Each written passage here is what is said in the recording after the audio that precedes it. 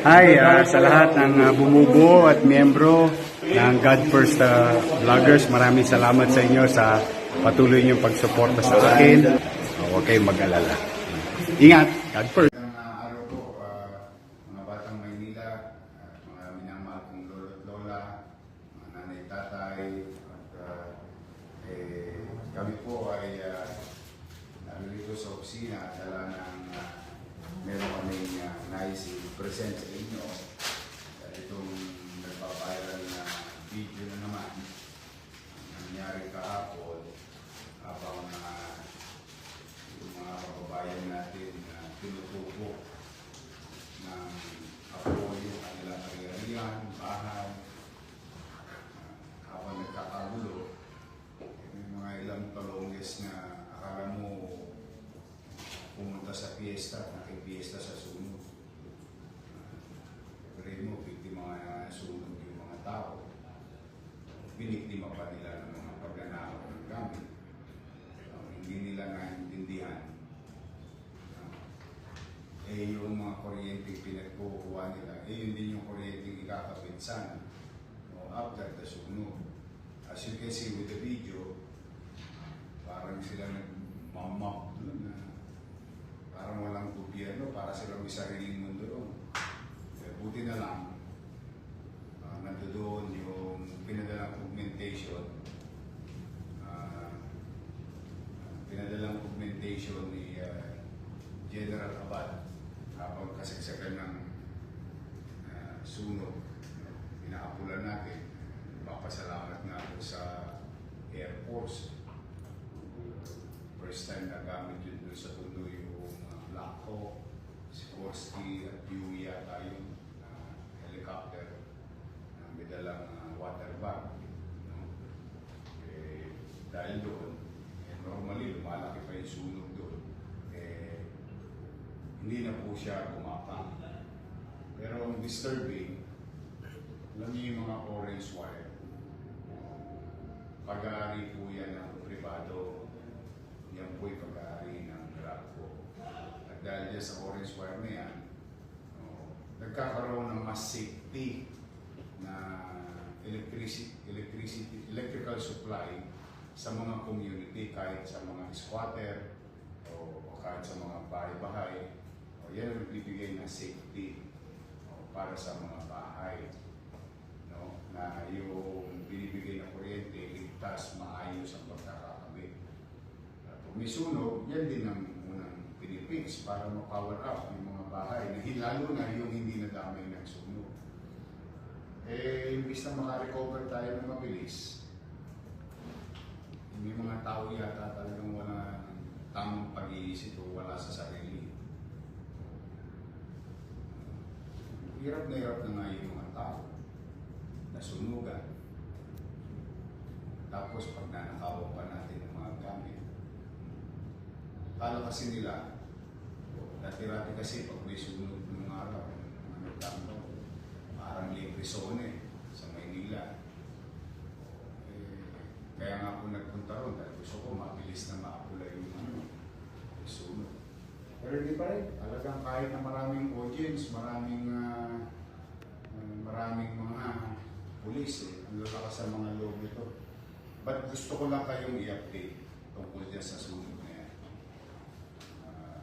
Yung mga suspect sa video.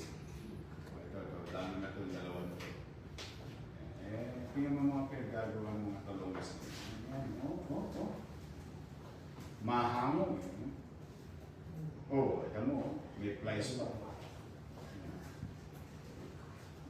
Alam mo, mauubusan mo. Nang may pulis na, binaba. Lalo pa yung isang video. Meron pa isang video na nagpa-viral. Yung mga nasa video doon, lumipat na kayo ng address. Dahil kanina, nung nagpunta ako sa sunog para magbigay ng financial assistance na city government para sa mga pamilya na sunugan, inorderan ko si Colonel De Leon. Lahat ng nasa video, pati yung mga nasa bubong, na pinuputol yung orange wire. Lahat hanapin. Kaya payo ko sa inyo, magsialis na kayo dyan sa 105. It's a matter of time. Uuli kayo ng alagad ng alas. At papapanagutin ko kayo sa mga tao. So anyway, andito po. Halika, alam mo dito. Ito mo. Parang fiesta. So yung dalawang suspect na yun. Ayan. Sino si Joke? Manang-mana ka doon sa kilala kong Joke ng Makati ang ano. Joke na Bokbok. I-L na ito. Sputnik ka. Natawa na ako yun. Ito.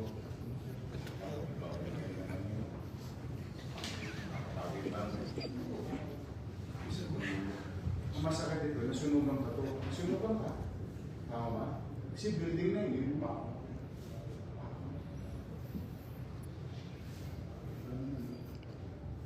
At saka itong Ermina Lucido.